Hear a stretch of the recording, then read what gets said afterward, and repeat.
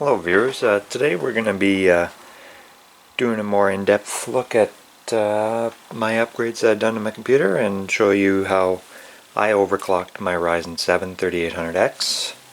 So we're going to start by turning the thing on, and obviously that Dell fan is screaming.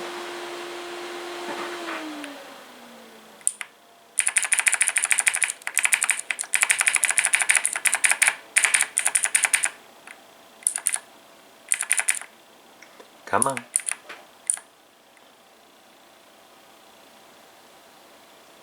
There, now that we're in the BIOS, now obviously I'm using an Asus TUF X570 Plus. So it's obviously your BIOSes are going to look a little bit different, but somewhat they're all the same. So I'm just going to go in advanced here. We're going to go into AI Tweaker.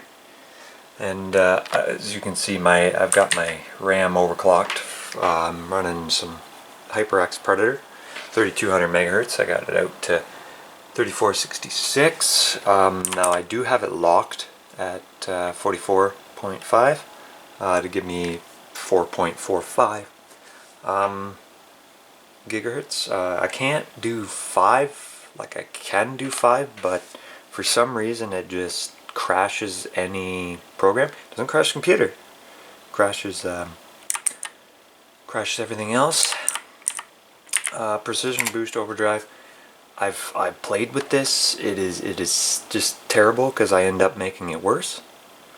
So we're going to get out of that. And the timing control, I did a little bit of the cast latency. This is the lowest I could get with stable. Why I don't change any of these other values is because it's very finicky, and you actually have to reset the BIOS every single time that fails. So I don't even bother with it. And VRAM, sorry, I have the load line calibration at level 2. Current capability at 120%. Leave my phase switching. Put the phase control on extreme so I get full phase mode. Yeah. Oh, and in the timing control, I gotta come way down to the bottom here.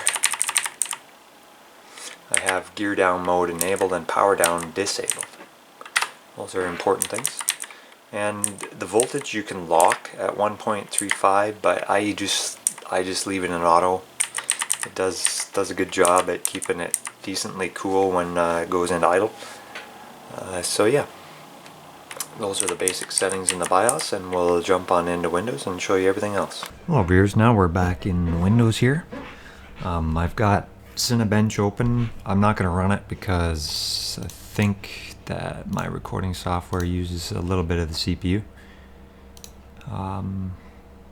What is actually using? Task Manager is using more of the CPU. But it's really quick, to be honest.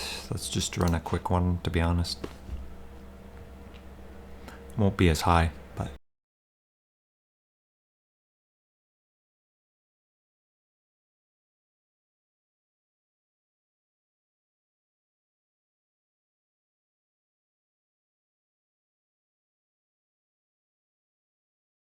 and since we're recording, it's quite low, but here's what the maximum actually was 553.64 without anything running in the background. And as you can see, my current attempts right from out of the box, stock, and then overclocked. Now this is with the RAM overclocked too. So we're going to open up some Core Temp just to show you that it's okay on H150 Pro. I believe I have an H150 or an H115. But the problem is that when you do run it, it'll just spike to 70 right away. And there goes all my fans.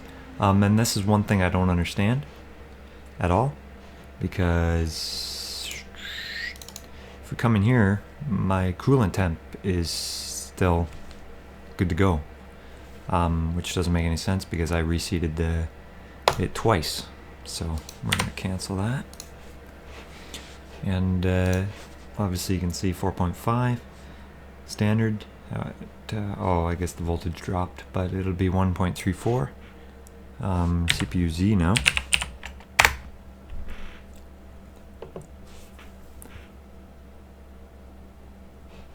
And then we obviously got 4. And then we got the main board, Asus TUF. Then my memory, since this is, you gotta remember, it's double clocked, so that's why it's at 1700 megahertz. And then the bank cycle time I can't touch at all. So, and then I got my 5700 XT and so on and so forth. But yeah, that's pretty much about it for overclocking. And the results they're all here. These are all my results. So I hope you guys found this interesting, and thanks for watching. I'm Zach. Bye.